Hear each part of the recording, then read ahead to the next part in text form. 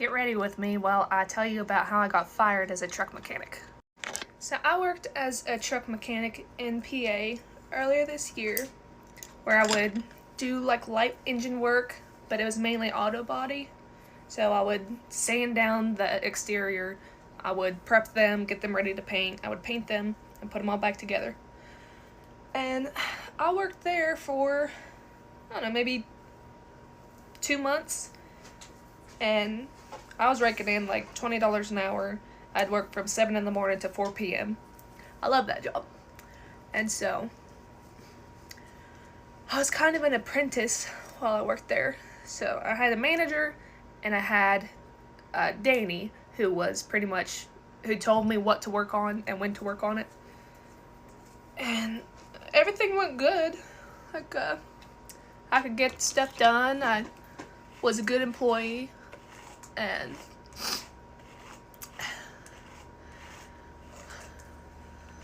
towards the end there, the reason I got fired is because Danny had gone on a vacation trip.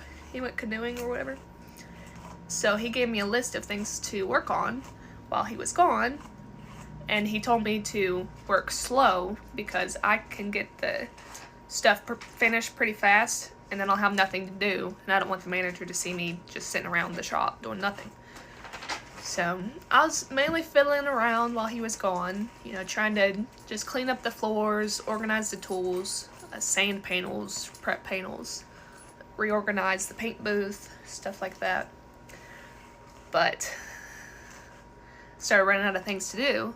So I was in there that weekend and the manager was just watching me like a hawk, trying to make sure that I was working on something all the time. And I mean, I don't even know. So here's kind of the rundown of the day I got fired. So I come into work at 7 a.m. and I do what I do every single morning is I make a pot of coffee for the whole shop. And mind you, Danny was gone at this point. He was on vacation. And so I was still just sticking to my little to-do list that he left me with. And I was trying to get through it slowly so that I wouldn't have nothing to do.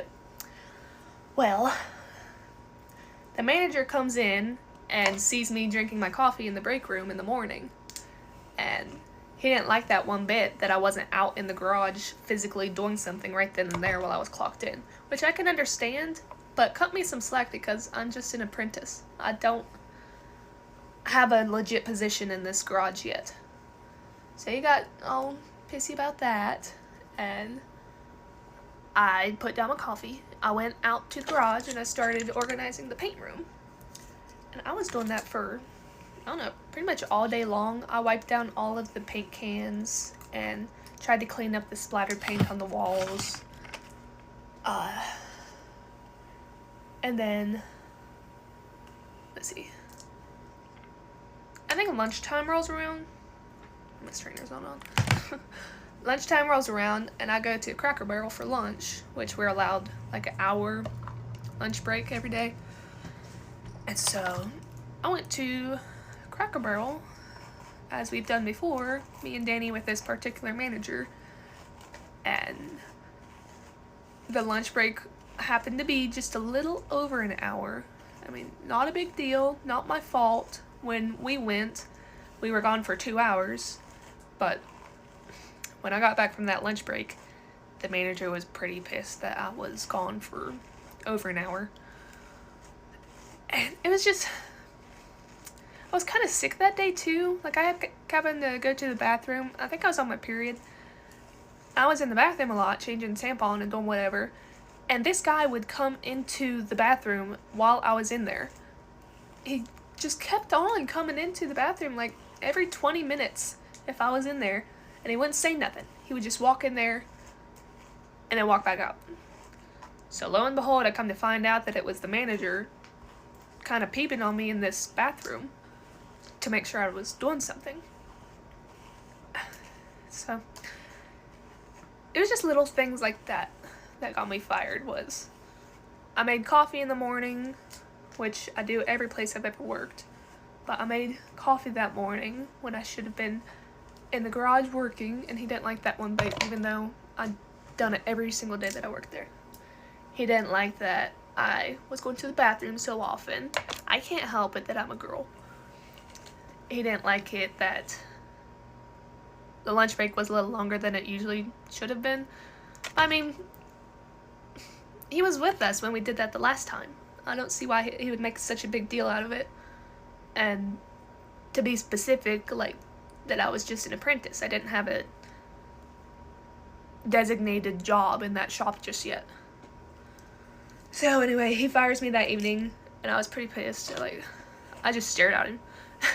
I actually scared him whenever he fired me, because I was so confused that he did. After he called me in the office at like 4, he told me the reasons of why he fired me, which were ludicrous. And I pretty much just was dumbfounded, and I just stared at him. It's like, why are you firing me? I do more stuff than any of your other employees that have been here for years. But he just was rubbed the wrong way with me that day. And it was unfair because my, like, overseer, Danny, he wasn't even there to tell me what to do and what to work on. So, after I leave his office, I had a shop key that I had to return to him. And it was just the manager and I in the garage at this point. Everybody had gone home. And so I was packing up my toolbox and, you know, getting ready to leave the job and never come back. And I had to give him the key that I had to the garage. So he's out there, and it's just us, mind you. And I start walking up towards him. I'm probably 60 feet away. And I start walking up towards him. And he just stands there with like a scared look on his face. And something just fell. As I'm approaching him, he thinks I'm going to attack him or something. And so as soon as I get close to him right there, and I have the key, and I hold it out to hand it to him, this guy literally backs up like 10 feet with his hands in the air. And I told him, I was like, what's the matter? He said, I didn't know what you were doing. And I said, I'm giving you the key. I don't even know. He's just a dork. But I'm glad that I got out of that job, because then I wouldn't be back home, or God knows what. But it was good. It was a good job. So that's the story of how I got fired as a mechanic. Here's my finished look. Thanks for listening to my long story that's all over the place. But hopefully you enjoyed it, and I'll see you guys soon. I did not realize that my old school was that ghetto. It wasn't that bad. Yo, this new school, ooh, let me tell you. Difference is crazy, so we're gonna compare. Old school had dirty, crusty, dusty, musty, rusty, ugly bathrooms. The bathrooms over here are actually clean. Like, girl, I didn't even sit in those toilets. I thought I was gonna get some kind of bacteria. Girl. Some kind of virus. I was not doing that. At my old school, you had to pay $30 to get your damn phone back. At my new school, you just get it back at the end of class. Like, girl, what? For free? For free? For free? For free? For free? Like, I'm gonna be on my phone all I want now. Just kidding. I love my principal. Education. Don't be. No, I'm just kidding. At school, they have vending machines that accept Apple Pay. Apple Pay. No wonder you've been getting charged with Apple Pay. Old school, all you could use is cash. Uses cash nowadays. Keep using my card. No wonder I get charged on Apple Pay. No wonder you limited my balance. I was trying to buy No. Now I gotta discharge my Apple Pay. And in the mornings, they be playing music. Like, girl, I'm about to... In the club, we all family.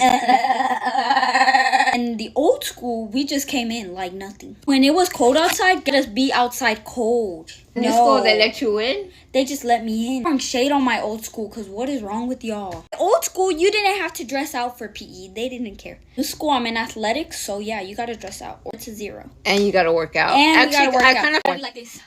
1, 2, 3, 4, 5. Bye, guys. Okay, wait. Why do you keep falling? You need to stay at athletics, girl. You're so damn clumsy. My friend wanted to fight me because I wouldn't bump coochies with her.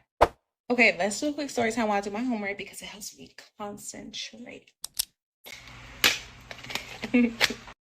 Okay, I used to have this friend, let's name her Anna. And, Anna just went through a breakup.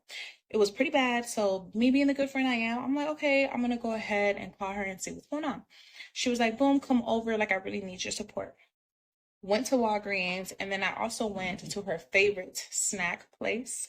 They have all snacks stuff. I forget what it's called, but I bought her a whole bunch of stuff from there, put it all in the basket, and went to Anna's house. And when I got to Anna's house, Anna was completely butt naked when she opened the door. Anna had no clothes on. I saw everything from top to bottom, and I would not process everything, and I couldn't understand why. Life for part 2.